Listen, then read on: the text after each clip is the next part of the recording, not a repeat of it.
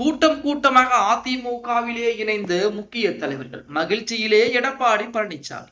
நண்பர்களே, அதிமுக தொண்டர்களாக இருந்தீங்க அப்படின்னா மறக்காம நம்ம சேனலை சப்ஸ்கிரைப் பண்ணிட்டு இந்த வீடியோக்கு ஒரு லைக் பண்ணிருங்க.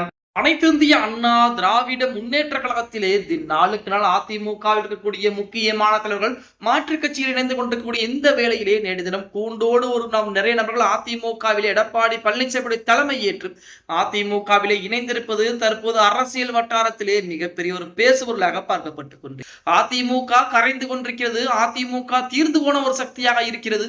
அதிமுக முடிந்த போன ஒரு கட்சியாக இருக்கிறது என விமர்சனங்கள் முன்வைக்கக்கூடிய இந்த வேளையிலே அதிமுகவிலே கூண்டோடு மாற்று கட்சியினர்கள் இணைந்திருப்பது அதிமுகவை அடுத்த கட்டத்தை நோக்கி எதிர்ப்பு சொல்வதற்குரிய முன்னேற்பாடுகளாகத்தான் பார்க்கப்பட்டுக் கொண்டிருக்கிறது அப்படின்னே கூட சொல்லும். கடலூர் மாவட்டத்திலே திமுக, காங்கிரஸ் மற்றும் விடுதலை சிறுத்தைகள் உள்ளிட்ட பல்வேறு மாற்று கட்சிகளுக்கு பெரும் பின்னடைவைத்தான் ஏற்படுத்தி இருக்கிறது.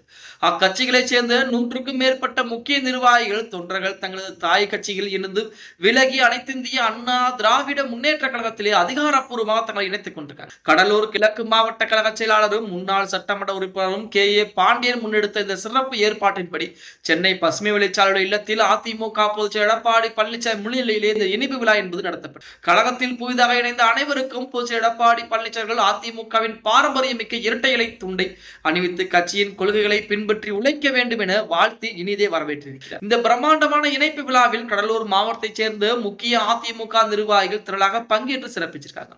குறிப்பாக மாவட்ட கழக இணை செயலாளர் ரங்கம்மாள் மற்றும் மாவட்ட தகவல் தொழில்நுட்ப பிரிவு எல்லோரும் பிரிவு ஒன்றிய கழக நிர்வாகிகள் என அனைவருமே அதிமுகவில் கூடிய அந்த இடத்திலே எடப்பாடி பழனிசாமி முன்பு வருகை இருந்திருக்காங்க. அது மட்டும் இல்லாமல் திமுக, காங்கிரஸ், விடுதலை சிறுத்தைகள் கட்சி என இருக்கக்கூடிய மொத்தம் 3 கட்சியிலிருந்து அந்த கட்சியிலிருந்து விலகி கிட்டத்தட்ட ஒரு 100க்கும் மேற்பட்டவர்கள் நேரடியாக எடப்பாடி பழனிசாமியுடைய தலைமை ஏற்று அதிமுகவிலே தங்களை இணைத்துக் கொண்டிருப்பது அதிமுகவிற்கு மிகப்பெரிய ஒரு மகிழ்ச்சியாகவும் ஒரு உந்து சக்தியாகவும் அமைந்திருக்கிறது அப்படின்னே கூட 2026 சட்டமன்ற தேர்தலுக்கு முன்பாக அதிமுகவிலே எத்தனை நபர்கள் இணைந்தார்கள் அப்படிங்கிற தகவல் நம்ம அனைவருக்கும் தெரியும்.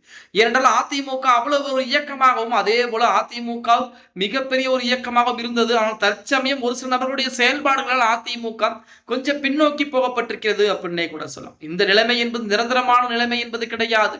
அடுத்து வரக்கூடிய நாட்களிலே அதிமுக அடுத்த இடத்தை நோக்கி நகர்ந்து கொண்டிருக்கக்கூடிய ஒரு சூழல் என்பது ஏற்படும் அப்படின்னு சொன்னால் அதற்கு மாற்று கருத்து என்பது கிடையாது. அதிமுக அழிந்து போய்விட்டது, அதிமுக தீர்ந்து போன ஒரு சக்தியாக இருக்குது என்று சொல்லக்கூடிய நபர்களுக்கு மத்தியிலே, அதாவது அதிமுகவிலே உண்மையான ஒரு தொண்டன் இருக்கக்கூடிய வரையும் அதிமுக யாராலும் ஒன்றுமே செய்ய முடியாது என்றால் நமது புரட்சி தலைவர் பொன்மனச்செம்மல் எம்ஜிஆர், செல்வி ஜெயலலிதா அம்மையாருடைய அந்த கட்டி காப்பாற்றப்பட்ட அந்த வளர்த்த இயக்கம் என்பது அப்படிப்பட்ட ஒரு இயக்கம். அதிமுகவுடைய அடிக்கட்டமைப்பு என்பது அந்த அளவிற்கு பலமாக இருந்து கொண்டிருக்கிறது அப்படின்னே கூட சொல்லலாம். ஓகே கைஸ், வீடியோ பிடிச்சிருந்தா மறக்காம லைக் பண்ணி நம்ம போடக்கூடிய வீடியோ பத்தின கருத்துக்களை கீழே மறக்காம கமெண்ட் பாக்ஸ்ல பதிவு நண்பா.